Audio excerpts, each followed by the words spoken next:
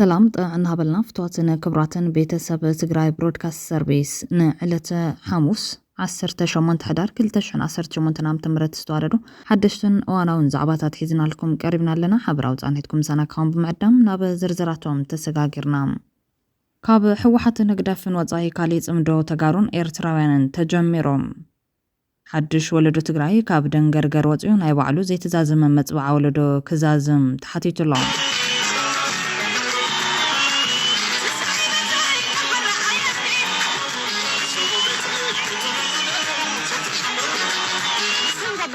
يغانيهم زوجي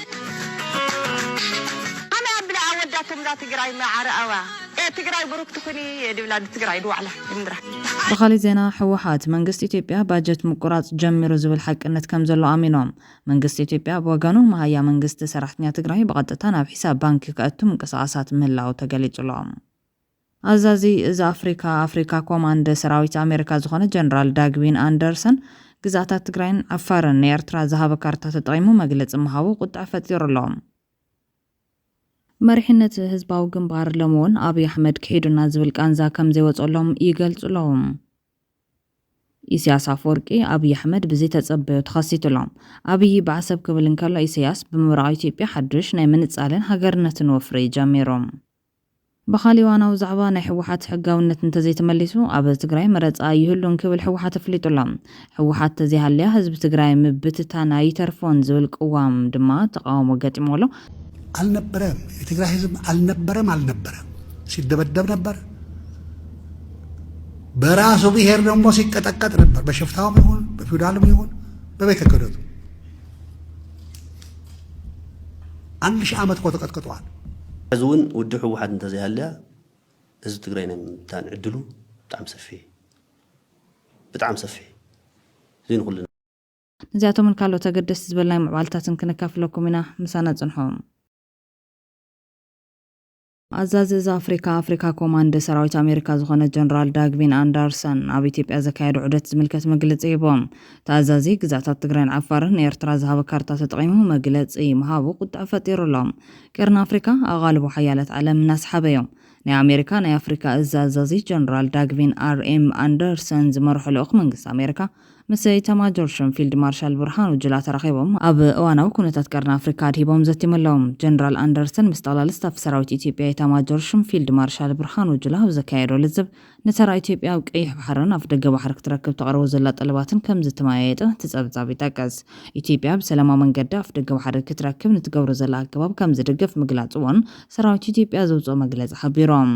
እቲ ኣሜሪካ ኣዛዚ አፍሪካ ኢትዮጵያ ናብ ቀይሕ ባሕር ብምእታው ዝያዳ ንሰላም ትዞባ ክትሰርሕ ትኽእል ኢሉ ከም ዝኣምን ገሊጹሎ ክብልውን ሓቢሩሎም ብወገን ኤምባሲ ኣሜሪካ በአዲስ አበባ ግን ብዛዕባ ምብጻሕ ናይቲ ኣሜሪካዊ ኣዛዚ ዝተዘርግሐ መግለጺ ናይቲ ጀነራል ድማ ምስ ኣብዚ ዞባ بحوار نسرحلو عمام ألنا نحوار السقات ألنا كبلي تزاربهم أبي ورحن حسن مرحنة إذا أفريقيا استركوا جنرال أندرسون مسها قرات له شركة نمعبال نايستفل اللي رسكت ماتات تهجور مبزح كايت انحيام كل يوم عز السراويت بزعوا قدرات شبران زواج التن كمون كل يوم التحجاز كم سزراربو نفليت اللهم دبلوماسيا مقصاص كايد كم زلاوني في الجوم زاجير حيل بحري أمهنا زابت كايدو زلا مسرح ناي روسيان فرنسا دقف كم زلوايا አዲስ አበባ ተገለጽ ሐዝድማ አዛዝ ኃይለ ምድሪ ፈረንሳይ ኣብ ኢትዮጵያ ዑደት ጀሚሩሎም ሰራዊት ኢትዮጵያ ቅድምት ማሉ ዘውጽኦ ተማሳል መግለጺ ኃይል ባሕሪ ኢጣልያ ኣብ ስልጠና ትምህርትን መለዋጥ ልምድን ምስ ኃይል ባሕሪ ኢትዮጵያ በሐዋር እንመስራሕ ዘኽል ክልታው ለዝብ ከም ዘካየዱ ሓቢሩ ነይሮም ሎኽ ኃይል ባሕሪ ኢጣልያ ምስ አዛዚ ኃይል ባሕሪ ኢትዮጵያ ምክትል አድሚራል ክንዱ ገዙ ከም ዝተረኸቡን ተሓብሬታ መላኺቶም ኣብ ዝሓለፈ ቀዳመ ሰንበት ቀዳሚት ሚኒስተር ኢጣልያ ጆርጂያ ሜሎኒ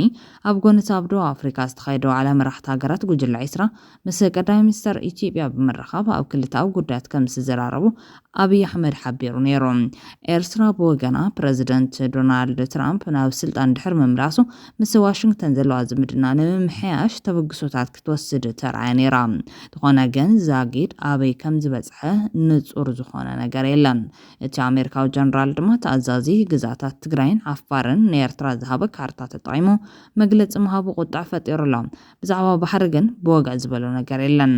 ኤምባሲ አሜሪካ ድማ ነቲ ቪዲዮ አጥፊኡሎም It's great to be back in Ethiopia. So this is not my first time here. It's really exciting for me to be back. This is an important region, an important country to visit. So I'm happy to be here as the new AFRICOM commander. The whole reason I came here today is because we have shared threats. We understand that. I'm not new to this region. I understand what these issues are. And we're here to help empower our African partners to address these threats in a united way. And if we can find that means, then we can make progress.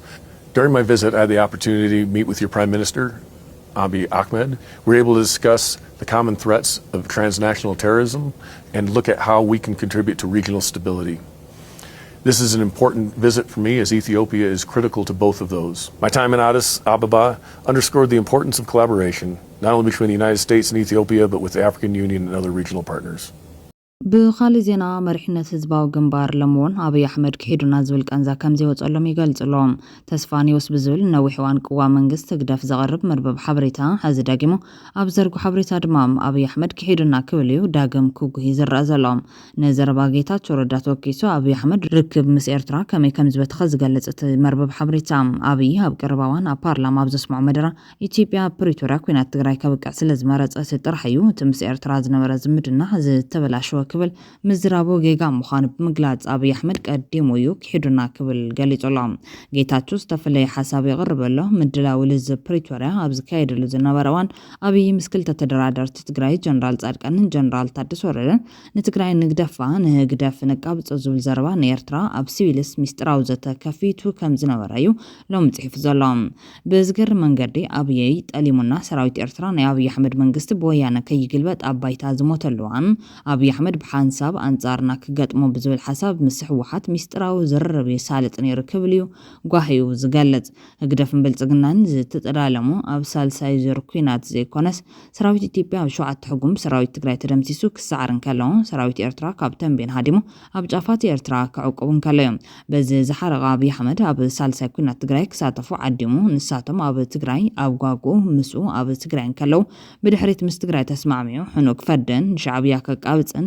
ኑ ኣብ ሺሰልስ ዝርርብ ጀሚሩ ይኹን እምበር ሚስጥር ናይቲ ዝርርብ ሸሊኹ ከም ዝወፀን ትግራይን ኣብ ሳልሳይ ዙር ኩናት ኣትያ ክትጭፍጨፍን እዮም ህግደፍን ጌታቸውን በብገጾም ዝገልጹ ዘለዎም ህግደፍ ተጠሊምና ብዝብል ጌታቸው ረዳ ድማ ዝኸሰርናዮ ዕድል ብዝብል እዮም ዘልዕልዎ ዘለዎም እቲ ዝገርም ነገር ግን ኢትዮጵያ ከይትበታተን ንትግራይ ከጥፍ ዝኣተወ ሻዕብያ ሽዑ ኾነሎም ትገመድ ናብ ክሳዱ ምሽንቋቆ እዮም ሳልሳይ ዙርን ከቢድ እልቂትን ዝተፈጸመሉ ኩናት ግን ትግራይ ንበይና ደምያቶ ተሪፋያ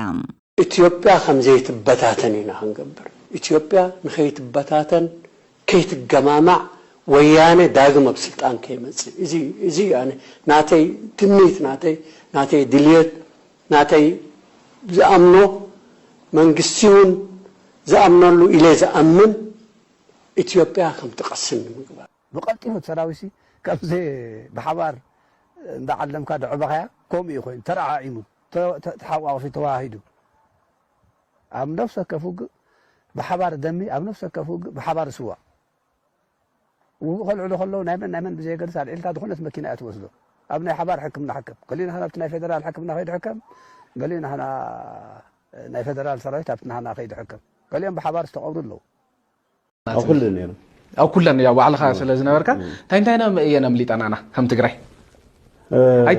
ክልቴንስ ኣይተነገራን ነይሩ ድርድር ጥራሕ ዝበሃል እምበር እንታይ መስለካ እቲ ናይ ሲሸልስ ጻድቃን ታደሰን እዮም ከይዶም ጀነራል ጽቡቕ እዩ ነይሩ ናይ ትግራይ ጉዳይስ ኣጀንዳ ይንጎሮ ብሰላም ንፍታሕ ፌደራል ዘቕርብዎ እዩ ናይ ሓባር ኣጀንዳ ተሊና ኤርትራ እዩ ተስማምዖም እኮ እዮም ወፂኦም እንድሓር እቲ ታይሱም ወፂኡ ካብ ሕወሓት ንግደፍን ወጻኢ ካሊእ ጽምዶ ተጋሩን ኤርትራውያንን ተጀሚሮም ውድብ ወለዶ ትግራይን ብርጌድ ንሓመዱን ምጽማዶም ዝምልከት ዜና ይቃልሐሎም ብዙሓት ውጽኢቱ እንታይ ክኸውን ክዕወቱ ዶ ይኽእሉ ዝብል ሕቶ እውን ኣልዒሎም እዮም ዘለዉ ደጊኩም ኣብ መዛዘኒ ዋዕላ ሰንኩም ስለዝዓደምኩም ልዑል ክብሪ ኣለና እሞ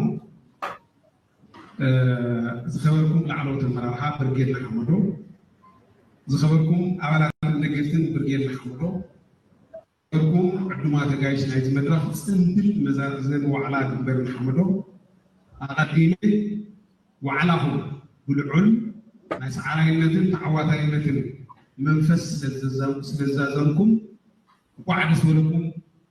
ንቃልስኹምን ኣብ ጎንኩም ኮይና ክንቃለስ ኢና እሞ እንኳዕ ደስ በለኩም ኩለኩም ኣብ ዕዉት መንፈስ ዓብይ መንገድን ተስፋን ዘለኹም ኣመራርሓን ደገፍትን በርጌን ንሓመዶ ኣብ ፅምብል መዛዘሚ ዋዕላ ግንባር ንሓመዶ ዝተሳተፍኩም ይኹን ኣብ መላእ ዓለም ትርከቡ ኣባላትን ደገፍትን በርጌን ንሓመዶ ነቲ እዋናዊ መድረክ ዝምጥን መፍትሒ ፀገማት ህዝቢ ኤርትራ ዝኸውን ኣብዚ ታሪካዊ መድረክ በርጌን ንሓመዶ ታሪካዊ ውሳነታት ወሲድኩም ከም ትኾኑ ንኣምን እቲ ሕጂ ተሳልጥዎ ዘለኹም ፅምብል መዛዘሚ ዋዕላ ግንባር ንሓመዶ ኣብ ልቡ ኩሉ ኤርትራዊ እናተዘከረን እናበረኸን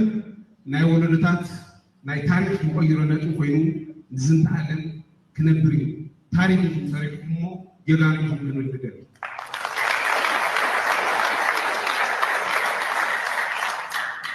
ነቲ ዝገበርኩምዎ ዕላማ ነቲ ተሳልጥዎ ዘለኹም ፍትሓዊ ቃልሲ ከም በርጌን ንሓመዶ ናይ ውሽጥን ደገን ፈተናታት ተንፂሑ ኣብዚ ብርኪ ብምውፃሕኩም ናይ ብሓቂ ጀጋኒኹም ልዑል ክብርን ናዕዳን ኣለና ከምብሎ ዘይሕጋዊ ማእሰርትን ቅፅዓታትን ተፃዊርኩም ካብ ዕላማኹም ፈተኽ ከይበልኩም ኢኹም ኣብዚ በፂሕኩም ብቐፃሊ ምዕዋት ዕላማኹም ቀዳምነት ሂብኩም ከም ትሰርሑ ወለዶ በዓል ሙሉእ ተስፋ እዩ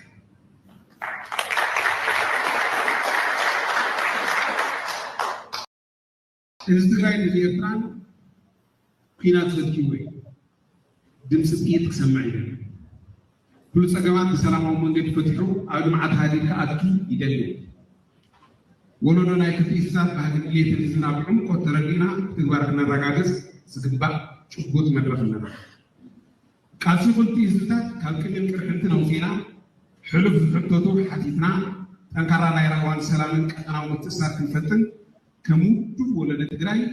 ንፅዓትን ከይተጠራጠርና ኣብ ጎኒ በርጌን ንሓመዶ ብምኳን ናይ ክልቲኡ ኣሕዛብ ርክብ ዝያዳ እናተፈልዑ ትነብር ቃልስና ክንዕይድ ህዝቢ ትግራይ ግዜ ኤርትራን ነዚ ተረዲኡ ኣብ ጎንና ክስለፍ ድማ ፀውዒተ የቐርብ ውድብ ወለደ ትግራይ ወይ ወለዶ ሰፊሕ ናይ ፖለቲካ ዓማማት እናሳለለ ድሕሪ ምፅናሕ ኣብ ወርሒ መስከረም 2018 ተላናይ መስራታዊ ጉባኤኡ ኣብ ፕላኔት ሆቴል መቐለ ብዓወት ዛዝዩ ውድብ ወለደ ትግራይ ናይ ትማሊ ናይ ሎውን ፅባሓን ዓለማዊ ዞባዊ መድረክ ዝእንፍት ኣተሓሳስባ ዝወነነ ደፋር ሓይሊ ሕሉፍ ክብርታት ህዝቢ ይዕቅብ ኣብ ሎም እናነበረ ናይ ባዕሉ ታሪክ ይሰርሕን ይፅሕፍን ህዝቢ ናብ ጎደነ ልምዓት ክኣቱ ኣብ መንጎ ዜጋታት ፍትሓዊ ተጠቃምነት ኩሉ ብዘይምቁራፅ ይለጥፍ ናብ ቀፃሊ ወለዶ ናብ ኩናት ዕዳ ከይሰጋገር ብፅንዓት ይቃለስ ንቐፃሊ ሓቋፋይን ኣሳታፋይን ዝኾነ መንገዲ ወለዶ ትግራይ ምዕብልትን ምዕሪትን ክትኮን ይሰርሕ ኣብ ክልተኣዊ ዝምድናታት ዝተመስረተ ሓበራዊ ረብሓ ክረጋገፅ ትኩረት ገይሩ ይሰርሕ ወለዶ ኣብ መስዋዕቲ ዝፅዋዕ ኣብ ዝብላዕ ክግለል የብሉን ኢልና ብቅፅና ዘይኮነስ ብርስና ከምስዕር እውን ኣብ ማንፌስትና ቅሚጥና ንሰርሕ ኣለና ነዚ መሰረት ጌርና ወለዶ ብርክት ዝበሉ ኣባላት ፍርዩ ኣብ ባይታ ስረሕ ሒዙ ዝንቀሳቐስ ዘሎ ናይ ዝመድረክ ሰልፊ ባህሊ ፖለቲካ ወይ ፖለቲካል ካልቸር ትግራይ ቅየር ንሰርሕ ኣለና ውድብ ወለደ ትግራይ ንቃልስኹም ዓብዪ ክብርን ተስፋን ብምሃብ ምስ ቃልስኹምን ናይ መፃኢ ተስፋኹምን ንዝምድና ህዝባት ኤርትራን ትግራይን ካብ ናይ ሓሳብ ኣልባ ፖለቲካ ገዛእቲ ደርቢ ፅውዶ ውፅኢና ናብ ናይ ደቁኖ ሓበራውን ሃገራዊ ዕርቅን ምጥንኻር ህዝባዊ ዝምድናታት ክሳለጥ ልዑል ቆራሕታ ሂብና ክንሰርሕ ኢና ዝኸበርኩም ፈተውትን ደገፍትን ህዝቢ ትግራይ ዝኾንኩም ኤርትራውያን ኣሕዋትና ኣብ መኸተ ትግራይ ዝገበርኩሞ ቃልስን ኣስተዋፅኦን ከም ወለደ ትግራይ ነድንቕ ስለምንታይ ሲ ናይ ደቁኖ ፍቅሪ ስለ ዝረኣኹምና ንኻልኦት ህዝብታት እውን مرأي أسرتكم سخبركم بسنة سرعات كبعدهم لغيكم عمل علم سعرهم تهافلكم بذلك إرترا موراني إرترا مناسي إرترا ياسفرا عبوني برجيت محمدا ودونا الفكرة تسليكم تاريخ وديتهم تواصل أو عتنا نقرب عودنا يكاد سجزية يكون لنا سلزل دامسكم يمسكن دلالة ما وخذوا بقوسن سواءنا عود برجيت محمدا كذي ናብ ካሊእ ሓበሬታት ተሰጋጊርና ሓድሽ ወለዶ ትግራይ ካብ ደንገርገር ወፂኡ ናይ ባዕሉ ዘይተዛዘመ መፅባዕ ወለዶ ክዛዝም ተሓቲቶም ሓድሽ ወለዶ ኣብ ትግራይ ብትሕቲ ነዊሕ ጽላሎት ናይ ሓደ ንህይወቶም ብዝተፈላለየ መልክዕ ብዝረን ዘይራይን ዝቐረጸ ፖለቲካዊ ስርዓት ዓብዮም ኣብ ዝሓለፈ ዓመታት ድማ ሓደ ናይ ሓባር ሓቂ ኣስተንፊሱ እዚ ድማ እቲ ገዝኦም ዝነበረን ዘሎን ስርዓት ጨቋንን ገባትን ከም ዝኾነ ንተስፋኦም ዘይሕለል ንኽብሩ ጸማም ምስቲ ንርእሶም ዝሓስብዎ መጻይ ዘይስጉም ዝበስበሰ ዝሞሽሞሾ ስርዓት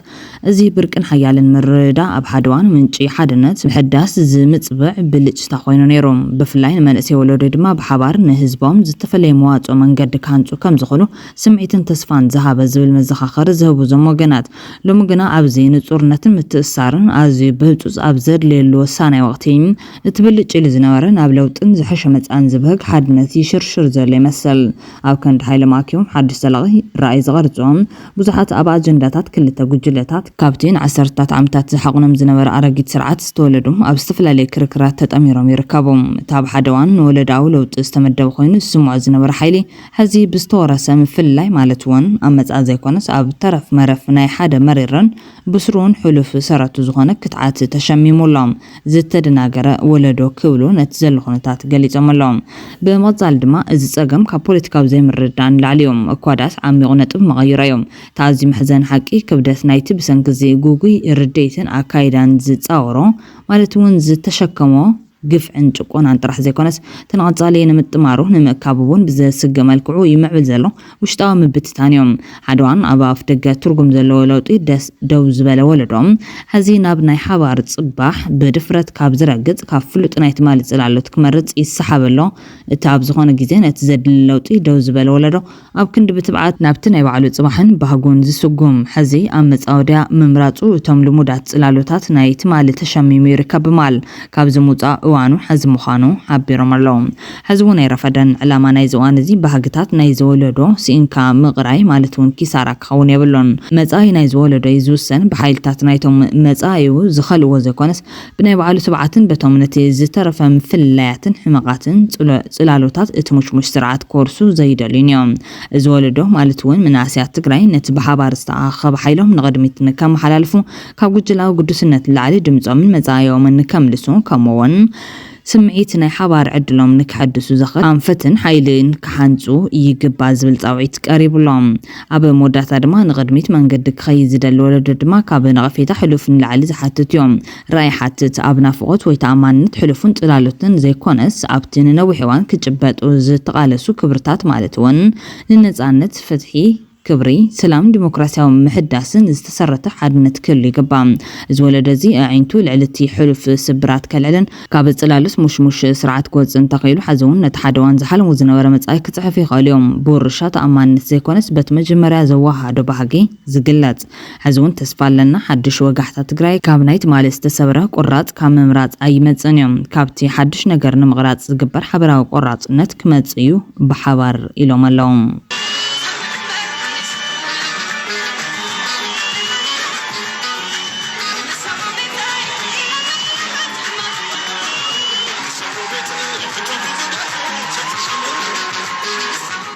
بخالي زينا ناي حوحات حقاونت انت زي تمليسو اب تግራይ መረጻ ይህሉን ክብል حوحات ፍለጦም حوحات ተዚሃልያ ህዝብ ትግራይ ምብትታ ናይ ተርፎን ዝብል ቅዋም ተቃውሞ ገጢሞሎም እዚ ኸውን ዘሎ ኣብ ልዕሊ حوحاتን ክሒዶም ዝበለም ኣካላትን ተቃውሞ ኣብ ዝበርትዕሉ ወቅትዮም حوحات ተዚሃልያ ህዝብ ትግራይ ምብትታ ናይ ተርፎን ዝብል ቅዋም ተቃውሞ ገጢሞሎም ናይ حوحات ሕጋውነት እንተ ዘይ ተመሊሱ ኣብ ትግራይ መረጻ ይህሉን ክብል حوحات ይፍለጦም ትርጉም ድማ ኣብ ትግራይ ሕጋውነቱ ከይተመለሰ መረጻ ቦርድ ተሓሲቡ ኩናት ክውላዕ ከም ዝኽእል زملكت يوم سوز مثلا مرزات أساسي كذا على أي حتة له بزي حقاوي من قد ود حوات أكيد كا على تقرأي مرزا اسم تدليت سيكو سمرت نايم تياش قلما تدليت من سيكن زي قولي حقاوي ود حوحات تستسلزت لكو حقاوي كدعكو حلون سوزو زلو ነገር ውን كيد بتخيو هم ጌርካ ዓሳ ዓብ ትግራይ ዓፈን ጌርካ ዓሳ ፖለቲካ አይደ የገባንበት ቀውስ ይታወሳል ምን ያክል ሰው እንደወደመ ምን ያክል ሀብት እንደወደመ መገመት ትችላላችሁ ያ የወደመ ሀብትና የወደመ የሰው ህይወት በትክክል ሳይገመገም እንዴት ጠፋ ሳይባል ሌላ ጥፋት ማምጣት ጥሩ አይደለም ቲፒኤልኤፍ አሁን ማድረግ ያለበት ምርጫ ቦርድ ጋር ሄዶ በ2-3 ሳምንት ውስጥ የሚጠበቅበትን ዶክመንት አሟልቶ በህጋዊ መንገድ ተመዝግቦ ወይም ሪሊስ አድርጎ ላይሰንሱን ነው ጉባኤ ማካሄድ ያለው ባያደርግሳ እኔ ብፈልግም ባልፈልግም ዋጋ የለውም ምርጫ ቦርድ ካልተቀበለው ቲፒኤልኤፍ ህጋዊ ፓርቲ ካላለው በምርጫ ሊሳተፍ አይችልም መንግስት ሊሆን አይችልም ምን ማለት ነው ተመልሰን ደግሞ ጦርነት እንገባለን ተመልሰን ሕወሓት ተዚሃልያ ህዝቢ ትግራይ ምብትታና ይተርፎን ዝብል ቅዋም ተቃውሞ ገጢሞሎም ናይ ሕወሓት ህጋውነት እንተዘይተመሊሱ ኣብ ትግራይ መረፃ ኣይክህሉን ክብል ሕወሓት ይፍሊጦም ትርጉም ድማ ኣብ ትግራይ ህጋውነቱ ከይተመለሰ መረፃ ቦርድ ተሓሲቡ ኩናት ክውላዕ ከም ዝኽእል ዘመልክት እዮም ሕወሓት ቅድሚ ኩናት ንትግራይ ካብ ሓደጋ ክትከላኸል ልዕሊ 2.7 ሚልዮን ህዝቢ ከም ዝመረፃ ክትገልጽ ያተራ እታ ሽዑ ሕገ መንግስቲ ክኽበር ማዕርነት ብሄር ብሄረሰባት ክረጋገጽ ትጭርሕ ዝነበረት ውዳበ እቲ ኩናት ምስ ጀመረ ወርሒ ከመሎ ነቲ ክትከላኸለሉ ዝመረፃ ህዝቢ ብግልባጡ ንዓ ክከላኸለላ መሪሕነታ ናብ ገባራት ከም ዝተበታተነ ኣይርስዓን ህዝቢ ኩሉ ነገር ሂቡ ሰራዊት ከም ብሓድሽ ተወዲቡ ኣብ ወርሒ ሰነ 2013 ዓ.ም ጸላቲ ካብ ዝበዝሐ ከባቢታት ትግራይ ክፅራረግ እኳ እንተኻለ እታ ፖለቲካ ውዳበ ነቲ ወታደራዊ ዓወት ክትዕቅብ ብዘይምኻላ ኣብ ዝዋን ህዝቢ ትግራይ 41 ሚታዊ ግዛእ ተረኪቡ 2 ሚልዮን ህዝቢ ኣመዛቢሉ ኣማይ ተሽሓት ሰባት ህሊቑ ናብ ንቡር ምምላስ ሓሪምዎን ከሎ መሪሕነት ናይታ ውድብ ኣብ ናይ ስልጣን ጥላዕ ኣብ ስርቅን ምጥፋን ከም ዘሎ ኣዘዝቲ ሰራዊትን ከይተረፉ ክገልጽዎ ጸኒሖም እዮም ትግራይ ሕዚ ብናይ ሌባን ሰራቕን ኣተሓስያ ትመሓደር ሊያቡን ሰረቕትን ዘመሓድሯ ትግራይ ኣዘላ ታዝነኣሰት ፀገም ናይ ትግራይ ክንፈትሕ ይከኣልና ታዝነኣሰት ፀገም ሊብነት ዶም ማልያ ናይ ሕጊ ልዕልነት ዘለዋ ትግራይ ምርጋጽ እያ እዚኣ ንምፍትሓውና ተጸጊምና ዘለና እቶም ናይ ህዝቢ ትግራይ ሃፍቲ ዝኾኑ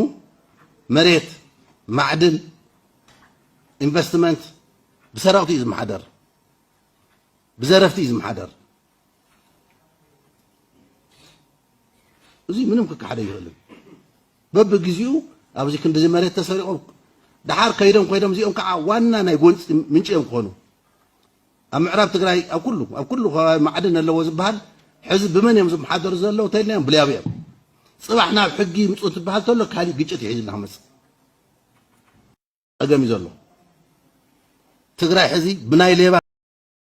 እዚ ከያክል ሓድነት ህዝቢ ትግራይ ኣብ ሓደጋ ወዲኦ መሪሕነት ናይ ታወደው ዝኾኑ ጉጅለታት ጌታቸው ረዳን ዶክተር ደብረጽዮንን ዝበሃሉ ስቃይ ህዝቢ ንመሸቀጥ ፖለቲካ የውዕልዎ ከም ዘለዉ ይፍለጥ እዮም ዛጊድ ባንደበቶም ካብ ዝተዛረብዎም ጌታቸው ረዳ ኣብ ትግራይ ጆኖሳይድ ተፈጺሙ ኢሎም እዮም ዝኣምኖም ዶክተር ደብረጽዮን ይበሃል እምበይ ጽንዓት ኣይተገበረን ኢሎም እዮም ዝኣምኖም ጌታቸው ረዳ ኣብቲ ጆኖሳይድ ሻዕብያ ሃንደስትን መዋዳድርቲ ዘይብሎም ብጽሒት ዘለዎምን ኢሎም ያምኖም እዚ ዶክተር ደብረጽዮን ሻዕብያ ልቕሑ እዩ ክፈድ መጽዩ ብናቱ ናይ ባድመ ንሕናይና ብዙሕ ዝበደልና ኢሎም ያምኖም ጌታቸው ረዳ ልዕሊ 1 ሚልዮን ትግራዋይ ሙማሱ ይቕበሉ እሞ ፌደራል መንግስቲ ዝናእሰ ብጽሒት እዩ ዘለዎ መብዛሕትኡ ብሻዕብያ ቀፂሉ ድማ ብፋኖ እዩ ዝብል እምነት እዩ ዘለዎም ዶክተር ደብረጽዮን ገብረ ሚካኤል ድማ ሻዕብያ እኳላ ብባድመ ግዜ እውን ተኾነ ባዕልና ንፖለቲካ ኢልና ቤት ትምህርትና ብፈንጂ ነፍርሶ ነርና እምበይ ሻዕብያ ጥዑ እዩ ኢሎም 1 ሚልዮን ትግራዋይ ሞይቱ ዝበሃል ዘሎ ቁጥር እዩ ብስሩውን ኣይተጸንዐን ነቲ ኣመራርሓ ኣወዲእና ንምባል ዝኣክል ዝበሃል እዩ ኢሎም ያምኖም ጌታቸው ረዳ ናይ ፌደራል መንግስቲ ጆኖሳይደር እዩ ማለት እቲ ዝተምሃርዎ ናይ ሕጊ ትምህርቲ ኾነ ዝፈረምዎ ናይ ፕሪቶሪያ ውዕሊ ይከልከለልና ኢሎም ያምኖም ንሻዕብያን ፋኖን ግን ጆኖሳይደራት ንምንታይ ዝእግደና ውዕሊ የብልናን ኢሎም እዮም ዝኣምኖም ان دكتور دبرጽዮን ገብረ ሚካኤል ግን ጥራሕ ስልጣን ሓቡና እምበይ እትውዕል ኮነ ሳልሳይ ወያነ ኣየድልናን ሓቢርና ናስራሕና ዝነበርና ብጾቲና ኢሎም ይኣምኖም ስልጣን ተኸሎ ድማ ኩሉ ዓይነት ወንጀል ንዝጸልዎ ካብ ምሽካም ንድሕሪት ዘይብሉ ምዃኖም እዩ ህዝቢ ተዓዚቦም ህዝቢ ድማ ንኩሎም ክሕተቱን ናብ ሕጊ ቀሪቦም ክፍረዶን ኢና ንደሊ ዝብል ክቕነሰሉ ዝደልዮ መጻመዲ ዘመድ ኮነ ዓርቢ ጆኖሳይድ ረብልናን ብማል በተስተፈጸመ ጆኖሳይድ ድርድር ከም ዘየለ ዝገልጽ ካብ ዝወጻኢ ዝኾነ ዝምድና ምግባር ከም ዝከኣል ግን ይገልጽ እዮም መሪሕነት ህወሓት ግን ሎሙን ወደብ እንተዘይሃልያ ዝህሉ ሓድነት የለን ክብል ይዝረብ ዘሎም ቅድሚ ሕዚ እውን ህዝቢ ትግራይ ኣይነበረን ክብሉ መራሕቲ ናይቲ ውድብ ክገልጹ ጸኒሖም እዮም አልነበረም የትግራይ ህዝብ አልነበረም ሲደበደብ ነበር በራሱ ብሔር ደግሞ ሲቀጠቀጥ ነበር በሽፍታውም ይሁን በፊውዳልም ይሁን በቤተ ክህነቱ 1000 ዓመት ተቀጥቅጧል አማራ ምናምን ላል አማራ 100 ዓመት ነው አማራ ደግሞ የፊውዳል ነዚ ተቃውሞ ዘስምዑ ወገናት ድማ አንዊሖም ዝሓስቡ ለባማትን ርእስ ዘለዎምን ፖለቲከኛታት ነዚ ኣምር ተጠቂሞም ንሕናን ፓርቲናን ሃለና ይሃለና ህዝብን ዓድን ይቐጽል ክብሉ ኢኻት ጽበዮም ክብሉን ከለው ከም በዓል ፈታዊ ለውጥ ዝኣምሰሉ ደገፍቲ ናይታ ውድብ ድማ ህወሓት ኣብ 1967 ዓመተ ምህረት ተጣይሻ ህዝቢ ትግራይ ድማ ቅድሚ 1967 ዓመተ ምህረት ዝነበረ ህዝቢ እምበር ድሕሪ 1967 ዓመተ ምህረት ዝተፈጠረ ህዝቢ ይኮነን ናይ ሽሓት ዕድመ ዘሎ ህዝቢ እዮም ኣብዚ ሰዓት ናይ ህዝብና ፖለቲካዊ ውዳበታት ኩሎም እንተፈሪሶምን ጸላት ህዝብ ትግራይ ተብሒቶምን ህዝብና ኣብ ሓደጋ ክወድቕ ዝብል ሓሳብ ምቕራብ ጸገመ ነበረን ኮይኑ ግና ንስኻ እንተዘይሃሊኻ ህዝቢ ትግራይ ከም ዘይህሊ ጌርካ ንህዝቢ ምፍርራሕ ግን ፖለቲካዊ ሳዕቤን ድንቁርና ንዮም ውድብ ህወሓት ኣብ ዝሕዚ ሰዓት ንምንታይ ዕላማ ከም እትቃልስ ዘላ ዘይትፈልጥ ኣብ ዕኒኒ ዘላ ውድብ እያ ከምቲ ዝነበርክዮ ብሄር ብሄረሰብ ኣኪብኪ ኢትዮጵያ ንምድሓን ዲኺ ክትቃለሲ ሃገረ ትግራይ ንምግሃድ ዲኺ ክትቃለሲ ኢልካ ሓቲትካያ መልሲ ክትበካ ዘይትኽእል ውድብ እያ ኣብ ዝሕዚ ሰዓት ናይ ዕላማ ንፅረት የብላን ኣብ ዕኒኒ ዘላ ውድብ እያ ንዑ እዩ ህወሓት ሪፎርም ክትከውን ኣለዋ እንብለሉ ኢሎም ኣለዎም ሪፎርም ማለት ከምቲ ናይ ቀደም ታዲስ ናይልካ ግን ድማ ዝተሓንደስካ ዘይኮነስ እቲ ትኽክለኛን ሓቃውን ሪፎርም እዩ ክትግበር ዘለዎ ዝብሉ እዞም ወገናት ዝተረፎ እንኮ ዕድል እዚኦም እዚውን ብሙሉእ ቅንዕና ተገይራቶ እዮም ካብ ዝወፃኢ እንተኸይዳ ግና ባዕላ ንባዕላ ምጥፋእ ዘይተርፍዮ ዝጠፍ ውድብ እምበር ዝጠፍ ህዝቢ ግን ኣይህሉን ክብሉ እዮም ኣጠንቂቖም ዘለዎም ጋዜጠኛ ደስታ ገብረ መድህን እውን ህወሓት ከም ውድብ ካብ ዝመውት ጸኒሕ እዩ ዝብል እምነት ይዘለኒ ሓደ ውድብ ብዘይካ ስነ ሓሳቡን እምነታቱን እንታዮም ውድብ ህወሓት በአፈጣጥሮን ባህሪውን ፓን ኢትዮጵያዊ ናይ ማን ውድብ እናሃለዋ ብኡ ኣይዋገይን ነይሮም ኣነ ህወሓት ፖለቲካዊ ሞት ከም ዝሞተ ዝፈለጥኩ ኣብ መረፃ ትግራይ ነቲ ዝተፈጠረ ስምዒት ብሄራውነት ክብለፅ ሃገር እውን እንተደሊኹም ኣነ የዝህበኩም ክብል እንከሎም ሕዚ እውን እንተኾነ ንናይ ዓብዪ ፖለቲካዊ ዕላማ ይቃለስ ምህላው ኣይፍለጥን ነቲ ውድብ ሪፎርም ክንገብር ኢና ዝብሉ ገለ መራሕቲ ህወሓት ካብ ደንበ ብሄራውነት ገለ ሓሳባት ማሪሮም ትግራዋይ ብሄራዊ ሓይሊ ኮይኖም ክወፁ ፈሓጠርጠር ከም ዝብሉ ይዝረብዮም እንተኾነ ግን ኣብ ስልጣን ንምቕናይ ካብ ዘለዎም ኩቱር ድሌት እንተዘይኮይኑ ክሳብ ሓርነት ንዝግስግስ ብሄራዊ ቃልሲ ዘድሊ ድልውነት ትብዓት ኮነ ተዓፃፃፍነት ከጥሩ ይኽእሉን ዘፍጥረቶም ህልው ካላዊ ቁመኖም ኮነ ሃፍተ ፍልጠቶም ብሄራዊ ቃልሲ ትግራይ መሪሖም ክዓውቱ ኣይኽእሉን ኢለ ኣመን ዋላውን ብሄራዊ ስነ ሓሳብ ተለቂሖም እንተዝመፁ ኢሉሎም ወሲኹ ድማ ናብቲ ናይ ማን ኢትዮጵያዊ ስነ ሓሳቦም እንተተመሊሶም ድማ ዕዳጋ ይብሎምን ኣብ ማእኸል ዓዲ ዘሎ ዕዳጋ ፀቢብዮም ንትግራይ ወኪሎም ናብቲ ዕዳጋ ከይቐርቡ ካብኦም ተፈንጭሉ ብዝኸደ ኢትዮጵያዊ ሓይሊ እንፃድቃን ተተኪኦም እዮም ነዊሕ ፀኒሖምን ተዋዲሮምን ክመልስዎ ድማ ባህሪዮም ኣይፈቐደሎምን ባህሪ ኢትዮጵያዊ ኣይፈቐደሎምን ዝበለት ጋዜጠኛ እምበር ዕዳጋ እንተዝህልዎም ሕዚ እውን ናብኡ ክምለሱ ዓይኖም ኣይመሓሰዮን ነዚ ድማ እዩ ላንጋላንጋ ኮይኖም ብሄራዊ ቃልሲ ትግራይ ክመርሑ ዘይኽእሎም ሙሉእ ንሙሉእ ገጾም ናብ ብሄራውነት ክገብሩ እንተዝውስኑውን እቲ ውድብ ፈርዓራዝ ክብል ተኽእለሎ ክብል እዩ ዝገልጽ ኣብ መወዳእታ ድማ ህወሓት ኣይኮነን ዶ ህዝቢ ትግራይ ክእክብ ውሽጣዊ ዓቕሙ ኣኪቡ እኳ ክጸንሕ ኣይካለን እኳ ዳስ ፍንጫላት ህወሓት ቁሸታውን ተኽቲኾም ሓድነት ትግራይን ዘሪቆም ክብል ሓሳቡ ገሊጹሎም ናብ ካሊ ሓበሬታ ትግራይ ብሮድካስት ሰርቪስ ሰጋጊርና ሕወሓት መንግስት ኢትዮጵያ ባጀት ምቁራጽ ጀሚሩ ዝብል ሓቅነት ከም ዘሎ ኣሚኖም መንግስት ኢትዮጵያ በወጋኖም ሃያ መንግስት ሰራሕተኛ ትግራይ በቀጥታ ናብ ሒሳብ ባንኪ ከኣቱ ምንቅስቃሳት መላው ተገሊጹሎም እቲ ስርዓት ኣመላ ኢትዮጵያ ትክክለኛ ሰራሕተኛ መንግስትን ብሽም ሰራሕተኛ መንግስቲ ዝኽፈሉን ንምፍላይ መጽናዕቲ ከም ጀመረ ኣብ ሰሙን ኣብ ዝሃው መግለጺ ኣፍሊጡ እዮም ሕዚ ድማ ሃያ መንግስት ሰራሕተኛ ትግራይ በቀጥታ ናብ ሒሳብ ባንኪ ከኣቱ ምንቅስቃሳት መላው ተገሊጹሎም ኣብ መንጎ ሕወሓት መንግስቲ ኢትዮጵያን ዘሎ ዘይምቅርዳው ከያከልን ኣብ መንጎ ሕወሓትን ምምሕዳር ጀነራል ታደሰ ወረደን ምቅዳው ከም ዘሎ ዘምስሉ ሓበሬታታት በቶም ንሕወሓት ዝድግፉን እቲ ቀዳማይ ግዜያዊ ምምሕዳር ክወድቕ ዝገበሩ ሚድያታትን ክዝርግሑ ዝጀመሩ ኮይኖም ብወገን ፌደራል ድማ ሕወሓት ናብ ዕፅዋን ክባን ንምምላስ ጻዕሪ ይግበረሉ ክብል ኣብ ዝሓለፈ ዘውፅኦ መግለጺ ሓቢሩ መንባሩ ይዝከር ሕዚ ሓድሽ ኣብ ዝሃቦ መግለጺ እውን ባጀት ምዕጋት ከም ዘለዩ ብውሃብ ቃል ኣቢሉ ኣረጋጊጹ ዘሎ ድሒሮም ዝወፁ ዘለዉ ሓበሬታታት ከም ዘመላኽትዎ ድማ ምስቲ ኣብ ዝቕፅል ሚያዝያ 2018 ዓ.ም ስልጣኑ ከበቃዕ ምዃኑ ዝተሸመሉ ኣዋጅ ዘነፀሩ ጀነራል ታደሰ ወረደን ገለ መሪሕነት ሕወሓትን ዘለዉ ውጥጣት እናበረኹ ኣብ ዝኸድሉ ዘለዉ ወቕቲ ምምሕዳር ኣብይ ሃያ መንግስቲ ሰራሕተኛ ትግራይ ብቐጥታ ናብ ባንኪ ኣካውንት እቲ መንግስቲ ሰራሕተኛ ባዕሉ ንምእታው ዝብል ሓሳብ ብወገን ፌደራል ተቐባልነት ረኺቡ ምንቅስቃሳቶም ድማ ጀሚሮም ኣለዉ ተባሂሉሎም ኣይተ ጌታቸው ረዳ ኣብ ወርሒ መጋቢት 2017 ዓ.ም በቲ ዝተሸመሉ ኣዋጅ መሰረት ስልጣኑ ከበቃዕ ምስተቃረበ ካብ መጋቢት 2015 ክሳብ ናሓሲ 2016 ዓ.ም ኣብ መንጎት መሪሕነት በቲ ድሓር ዝተራእየ ኣፈላላይ ዝግለጽ ኩነታት ከም ዘየለን እናገለጹ ብቐስታ ክኸዱ ድሕሪ ምጽናሕ ኣብ ወርሒ ናሓሲ 2016 ዓ.ም ጉባኤ ምስተኻየደ ግን ክሓድን ድሑርን ዝብሉ ምጥቕቓት ተለጣጥፎም ካብ መስከረም ክሳብ ጥሪ 2017 ዓ.ም ናብ ከቢድ ወጥሪ ኣትዮም ኣብ መፋርቕ ጥሪ ሰራዊት ኣብ መንጎ ኣትዩ ነቲ ጉባኤ ዘካየደ ሓደ ክፋል ሕወሓት ከም ዝድግፍ ገሊጾም ናይ ጌታቸው ስልጣንን ማህተምን ብዕጡቓት ተመንዚዑ ድሕሪ ኣብይ ኣሕመድ ፕረዚደንት ኹም ብኢሜይል ምረጹ ክብል ዘባጨዎም ኣዛዚ ቶም ነቲ ታደሰ ወረደ ብህይወት ተሓፂዩ መዝነት ከም ዝጨበጠ ይርሳን ሕዚ እውን ግን እቲ ብሕወሓት ዝተመዘዘ ስልጣኑ ድሕሪ ኣዋርሕ ዘብቅዕን ጀነራል ታደሰ ወረደን ሕወሓትን ከምቲ ናይ ጌታቸው መሪሕነት ተመሳሳሊ ዘይምቅዳው ከም ዘሎዮም እቶም ጌታቸው ክወርድ ጀነራል ታደሰ ወረደ ክድይብ ብከቢድ ቃልሲ ዘካይዱ ዝነበሩ ከም በዓል ስታሊን ገብረስላሴ ዝገልጹ ዘለዎም እንታይ ጥሮታ ዝውጻኩ 65 ገለታት ጥሮታ ዝውጻኩ ድሕሪ 65 ሰብና ደኸመ ናብ በለስ ለዝኸይድ ኮይኑ ትህዚ ሒዝኩምዎ ዘለኹም ሓላፍነት ትግራይ ኣብ ቨሪ ኤክስትራኦርዲነሪ ሲቹዌሽን ዘላ ብጣዕሚ ኣጸጋሚ ኣብ ዝኾነ ሰዓት ፍልይ ዝበለ ኮሚትመንት ፍልይ ዝበለ መስዋዕትነት ዝሓትት ኣብ ዝኾነ ስለ ዝኾነ ኣብ ዘለሉ ኣብ ዝጸልብ ሰዓት ስለ ዝኾነ እምበር ፍልይ ዝበለ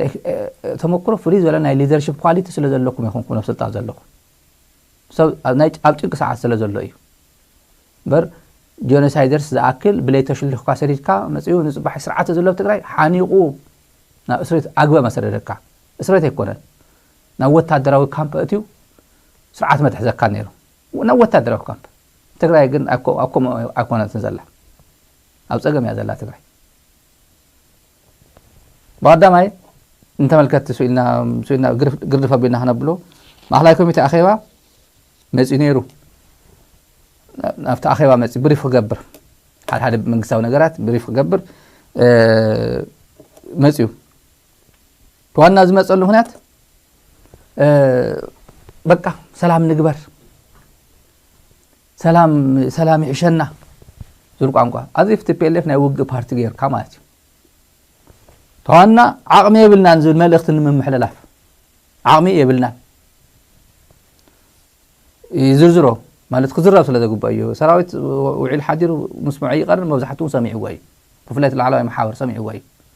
ኣላጊጹሉ ይኸይዱ እዚ እኮ ኣማኑኤል ኣሰፋ እኮ ንሽሙ ምኽትል እምበር እኮ ምኽትል የብሉን ወዲ ወረደ ጌታቸው እዩ ትክክለኛ ምኽትል ዝነበርዎ ጌታቸው እዩ ትክክለኛ ምኽትል ነይሮም ጻድቃን ነይሩ ብዙይ ዲሞክራታይዜሽን ላበል ኣጀንዳ ሂቦ ንህዝቢ ትግራይ ጌታቸው እዚ መጽእ ለውጢ ይብል በዚህ